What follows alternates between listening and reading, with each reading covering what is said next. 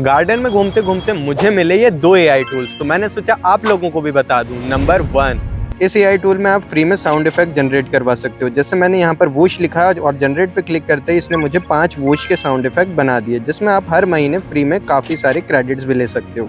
Number 2, आप जब भी स्टॉक इमेजेस को डाउनलोड करते हो तो वहाँ पे वाटर मार्क आ जाता है, और इसे हटाने के लिए आपको बस इस वेबसाइट पे आना है nomorcopyright.com पे, और इसमें आपको अपनी इमेज को अपलोड करना है और उसके जैसी सिमिलर इमेज बना के दे देगा जो कि कॉपीराइट फ्री होगी। तो इन दोनों एआई टूल्स के लिंक आपको नीचे पिन्ड कमेंट में मिल जाएंगे, वहां से ले लेना एंड इस वीडियो को ज्यादा से ज्यादा फैलाओ एंड ऐसी टेक वीडियोस के लिए हमारा दबाओ।